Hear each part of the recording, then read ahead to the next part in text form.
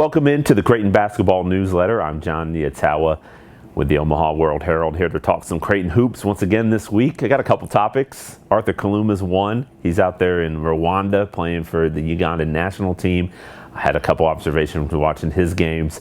Before I get to him, I want to talk a little bit about Isaac Trout, the local product from Grand Island, who was atop Creighton's recruiting board, decided to commit to Virginia. Now, he was atop a lot of schools' recruiting boards. Obviously, Nebraska recruited him hard and offered him, Creighton the same. And I usually don't dive in too much with discussion and analysis about players who decide not to play at Creighton, who Creighton has been recruiting. I mean, honestly, in the world of recruiting, you're gonna lose more than you win. It's one of the things that Coach McDermott says a lot, because you're recruiting a ton of different players. You can only take so many. So we could record a video every week if we talked about players that decided not to play at Creighton. But since Isaac Trout is a local product and Creighton put a lot into his recruitment, and he seemed like a really good fit, I thought I'd just give a couple sort of just a little bit of analysis, a couple thoughts, takeaways after he decided to go to Virginia, which is great for him. I mean, it seems like it's going to be a good fit. That's one of the things that was important to him. And honestly, he's athletic, he's versatile. You know, that 6'9" wing frame, he could fit in a lot of different systems. So that's when you're that talented, you can play in. It really doesn't matter. You're a good basketball player. You can play anywhere. But he likes where the pitch that Virginia made, and so that's good for him. For Creighton's standpoint, it's another local product who decides to go out of state.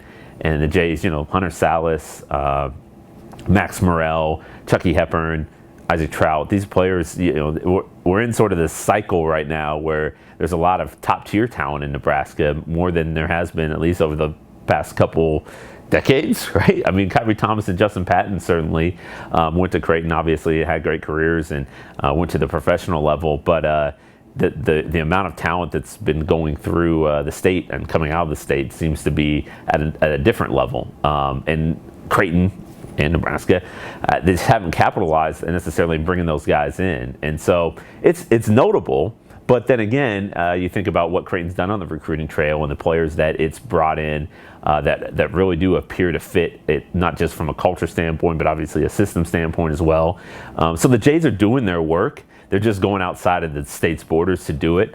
And so I guess in the end, does it matter? I mean, I think from an optics standpoint, and just from, if you're a fan, you like rooting for kids that are from the area, from your city or from your state. So that always adds a little bit more of an intrigue, I guess, to the product. But if you're all about winning and getting it done, I think Creighton's, at least at the moment, following a formula that's going to get it to where it wants to go, bringing in the type of players that fit its system. So while it is a bummer that the Jays did, they had Isaac Trout at the top of their board really since his recruitment began. He's been on their radar and an important sort of target, like I said, but ultimately he decided to go to Virginia, so Creighton's going to look elsewhere. The Jays, when you look at the roster construction at the moment, the position that he would play, I mean, he's kind of a versatile guy. Maybe could 3, 4, 5. I mean, depending on where you wanted to put him.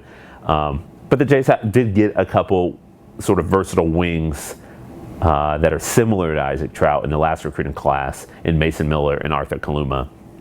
Both players, while they do have a really high ceiling, they do have time. There's still time needed to work on their game, to develop, and so they seem like they could be at Creighton for a couple years and manning that like 3-4 spot. So, but that said, I do think the Jays are on the hunt for maybe a longer wing, a taller wing, 6'7", 6'8", 6'9" type height, but a versatile enough player who can attack on the perimeter and be a physical presence inside. So we'll see what the Jays do for the rest of this 2022 recruiting cycle. Obviously, the Jays already have one commit. That's Ben Stolzenberg from California, point guard, combo guard type player. So they'll be on the hunt for a wing and probably a center. Speaking of Arthur Kaluma, He's out there in Uganda, or he's out there in Rwanda playing for Uganda and doing a pretty good job. I mean, he's the youngest person on the court in these tournaments, and it's the FIBA AfroBasket tournament. So it's the 16 countries in Africa, their senior national teams battling out in a tournament setting. And so you've got some grown men on the court, first of all. It is kind of difficult to judge the talent a little bit because a lot of these guys are playing in Europe and they're playing at different, or overseas internationally. So it's hard to kind of judge the level that they're at. But when you watch the game and you see a guy like Arthur Kaluma have the success he's had, I think there are things that you can take away from it. And one thing that stood out to me is I didn't realize how committed and aggressive of a rebounder he is. And I think that's one piece that's really going to help Creighton's team. Obviously, we talk about rebounding with the Jays a lot because they really have to work to get those boards, and they have to be fundamentally sound, and they really do benefit when they have guys that are hungry for the ball and just kind of have natural instincts as a rebounder. And it seems like Kaluma does have that, at least through 3 games here in this AfroBasket tournament. He's averaging 7 boards a game to go along with like 11.3 points per game. And so that stood out. His ability to create one-on-one settings has stood out as well. Like Uganda has given him the ball and said, hey, go at this guy and try to make an impact. And so he's really clever and crafty with the dribble, smooth at times. I mean, he just makes some nice moves to get downhill to the rim, and he's so long and explosive that, you know, he can take off maybe a little bit further from the basket than other players might and still find a way to get to the rim and finish.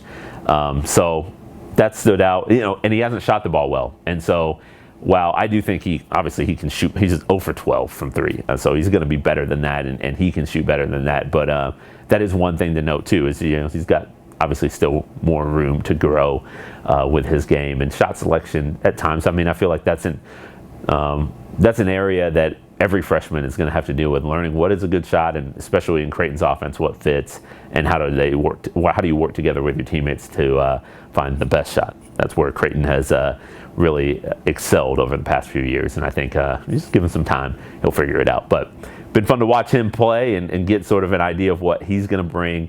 Obviously, the Jays have 4 other freshmen that are going to potentially make an impact, 2 transfers. It's a whole new team, so we'll have plenty to talk about. They're about maybe 4 weeks out from the start of practice, so we'll get a good look at these guys here soon. They have a lot of work to do, but it should be a fun year. So if you haven't subscribed to this newsletter, you just happened upon this video, thanks for watching. But subscribe. Omaha.com/newsletters is an easy place. Just plug it into your browser, hit the little button for the Creighton basketball newsletter, and you'll get these alerts in your email once a week. So thanks again, like I said, for watching, and we'll be back here next week.